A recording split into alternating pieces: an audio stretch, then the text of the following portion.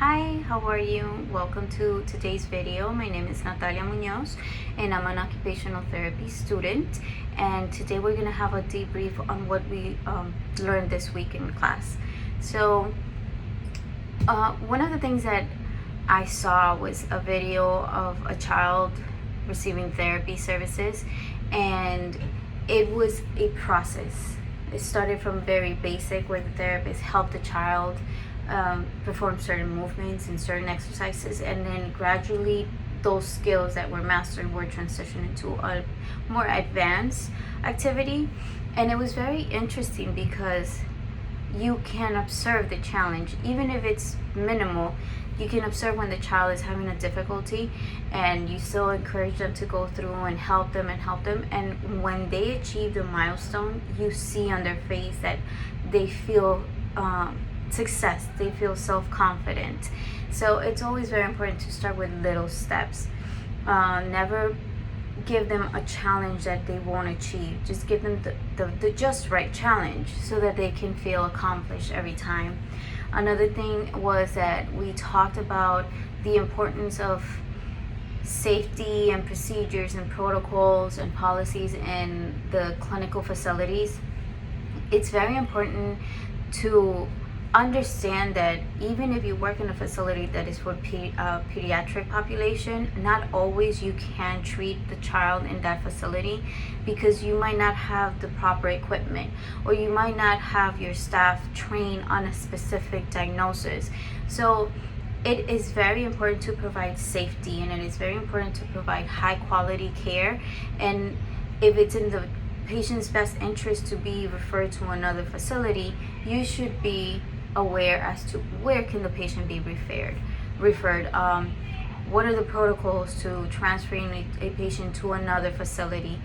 The article that I read was more for hospitals, but I also feel that it can be in general for all facilities where they treat children. Their policies should always be in place, where if the child cannot be seen at my facility because I don't have the training, I should be honest with the parent and the caregiver and say, listen, I can't help you here, but let's find you the resources so that you can go and get the help that you need. Safety for the child. We work for a client-centered population. The family should always be involved. You should always have constant communication with the parent or the caregiver. And then if you know that the patient is going to go home, you should be aware of who can take the child home. Sometimes parents have legal custody, and one of the parents cannot be in close contact with the child, and it's happened before. I've seen it. So it's always important to be aware of all those legal concerns, medical concerns. Does the child have any precautions that you need to be aware of? Health concerns that the staff that is working with them need to be aware of. Child that can have a seizure in the middle of a session, you should be aware of what are the signs that the patient is going to have a seizure, and what are the steps to do once the seizure starts. How long do you wait? What to do, what is the next step, call the paramedics, and all those protocols. And it's very important for the owners of the facility to provide the training and provide education in regards to what are the steps to do in these situations. The other thing that we talked about was communication between parents and children, and why is it important to communicate according to who you're talking to. I recently, in a personal professional experience, when COVID happened, we had to transition to teletherapy, and I was trying to explain to the mom to have the child use blocks to build a train, and she kept saying he doesn't know how to do that, he doesn't know what a train is.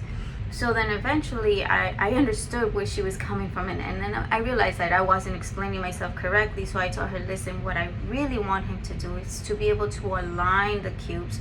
Can he have that visual memory that I show him that the 3 cubes are in a line and then one goes on top? So it's motor planning, imitation. Can he memorize the steps to do the train? I don't want him to do the train because he knows what the train is. It's just it relates to it, and he can play with it as a train eventually. So once I explained that to her, she understood and she was more accepting of what I was doing. And then in a matter of 2 or 3 sessions, the child was able to build a 4-cube design. So that's why it's always very important to talk to the parents and make sure you're listening and you're understanding. Also, when you're treating the patient, you need to be aware of what they like, what they don't like, what makes the session more fun and enjoying, because play is the way the children learn. And it's very important to always keep in mind that even though you're the therapist, you want to facilitate independence and you want to facilitate autonomy so that the child can be successful. So you want to relate to them in the same way. Play, simple words. Same example. Let's make a choo-choo train, and then the choo-choo can go into a bucket, and then you show him, and the child is going to be interested in making a choo-choo train because it's a cause and effect. So what is another thing that we learned? Well, if someone is to ask, okay, my child is already receiving PT, why do I need to have OT? Or why do I need to have my child do OT if they're getting speech? So it's important to ask the parent if they understand what occupational therapy is. Yes, I can help your child be strong. I can help your child do similar things that physical therapy can do or that speech can probably do. But my main goal is to have your child be independent in meaningful activities. What does that mean? I can help your child learn how to use his hands, his fingers, his body, so that he can be able to feed himself, be able to write, be able to hold a book and turn the pages. You have to relate it to what the child wants to do later in life. And because he has developmental delays, you want to be able to target those delays early enough so that the child can achieve skills and start being able to participate in play activities and pretend play and ADLs and play, leisure. So I think that it's important to explain that occupational therapy is to help the patient, the client, be independent, the child, in simple activities.